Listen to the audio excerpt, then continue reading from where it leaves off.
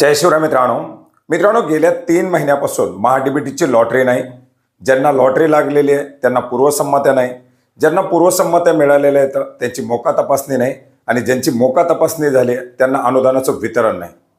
Soybean कापूस अनुदानाच्या शेतकऱ्यांची केवायसी झालेली आहे, अद्याप त्या शेतकऱ्यांच्या खात्यामध्ये अनुदानाचं वितरण नाही। राज्यामध्ये 2022, 21, 2023, 2024 चा अग्रिम कुठल्याही प्रकारच्या पीक विम्याचं वाटप नाही। 2023 चा पीक विमा वाटप करण्यासाठी कंपन्या शासनाकडे बोट दाखवत आहेत। अतिवृष्टी अनुदानाच्या हजारो कोटी रुपये मंजूर होऊन आलेले आहेत, अद्याप शेतकऱ्यांच्या खात्यामध्ये अनुदानाचं वितरण नाही। अशा अनेक साऱ्या बाबी शेतकरी त्या बाबींच्या प्रतीक्षेत आहेत। कर्जमाफीची निवडणुकीपूर्वी घोषणा करण्यात आली, निवडणुकीनंतर त्याच्याबद्दल काही बोललं जाईल अशी अपेक्षा, परंतु त्याच्याबद्दल अद्याप कुठलेही सुतोवाच नाही। आणि अशा सर्व परिस्थितीमध्ये एक शेतकऱ्याचा सण आला, तो म्हणजे राष्ट्रीय किसान दिवस। आणि योगायोगानं हाच दिवस महाराष्ट्रामध्ये साजरा करत असताना केंद्रीय कृषी मंत्र्यांनी उपस्थिती देखील लावली। मित्रांनो, एक चांगला कार्यक्रम होतोय।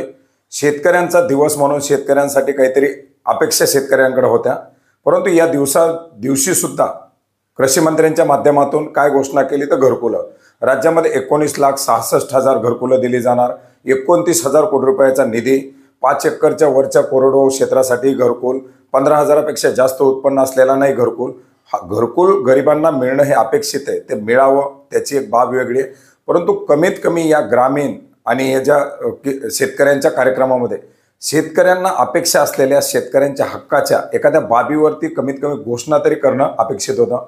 विपणन व्यवस्था बिघडलेली आहे, सोयाबीनचे भाव पडलेले आहेत, कुठल्याही शेतमालाला अपेक्षित असा भाव मिळत नाही आणि भाव जरी मिळाला तरी बाजारपेठ उपलब्ध नाही, अशी ही अतिशय दयनीय अशी परिस्थिती शेतकऱ्यांची झालेली आहे। आपण पाहतोय दिल्लीमध्ये, पंजाबचे असतील, हरियाणाचे असतील, शेतकरी अतिशय उद्विग्न झालेले आहेत, मोठे मोठे आंदोलनं करतायत। आणि महाराष्ट्र हा एक कृषीप्रधान राज्य, पूर्ण शेतकरी आणि शेती हाच मुख्य व्यवसाय, आणि अशा या राज्यामध्ये जर असा कार्यक्रम होत असेल तर एखादी घोषणा शेतकऱ्यासाठी सुद्धा करणं अपेक्षित होतं, शेतकऱ्यांना काहीतरी दिलासा देणं अपेक्षित होतं।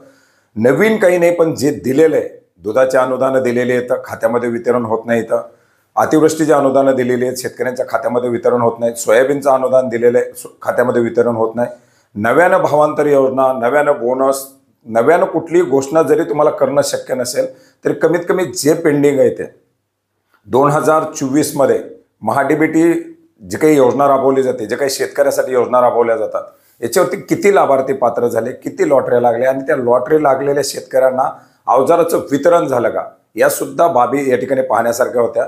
ठिबक सिंचन, तुषार सिंचन, केंद्र शासनाच्या माध्यमातून राबवली जाणारी एवढी मोठी महत्वाकांक्षी योजना, शेतकऱ्यांच्या माध्यमातून ठिबक घेऊन वापरून 1 वर्ष झाले, परंतु अद्याप देखील त्या अनुदानांचं वितरण नाही।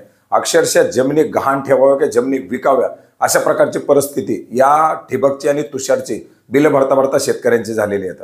या सर्व बाबीचा कुठेतरी शासनाला विसर पडतोय का, की जाणून बुजून शासन याच्याकडे दुर्लक्ष करतंय, हे मात्र न समजण्यासारखं आहे। त्याच्यामुळे कुठल्याही प्रकारच्या मोठ्या घोषणा, आता शेतकरी तर कर्जमाफीच्या प्रतीक्षेत आहे, आता तुम्ही कर्जमाफी तर सोडा, पण शेतकऱ्यांसाठी 8 आने 4 आने जे द्यायचे, 1 रुपयाचं अनुदान द्यायचंय, ते द्यायला सुद्धा जर दुर्लक्ष करत असाल तर शेतकऱ्यांनी कसा पुढे विश्वास ठेवायचा आणि कसं जगायचं। दिवस अतिशय भयान आहेत, अतिशय बिकट आहेत। शेतकऱ्यांची गेल्या 4 ते 5 वर्षामध्ये अतिशय परिस्थिती हलाखीची झालेली आहे। त्याच्यामुळे जे काही घोषणा केलेले तेही देणं गरजेचं आहे आणि जे घोषणा नाही केलंय त्याचाही कुठंतरी प्रत्यक्षात अंमलबजावणीमध्ये आणणं गरजेचं आहे। परंतु सध्याची जी परिस्थिती पाहिली तर सध्या वारं फक्त आणि फक्त घोषणाबाजीचंच आहे असं दिसायला लागले, तर कुठंतरी शासनानं आपलं जागेवरती, भानावरती येणं गरजेचं आहे आणि जे काही जाहीर केलेले किंवा जे काही प्रतीक्षित आहे ते देणं गरजेचं आहे। धन्यवाद।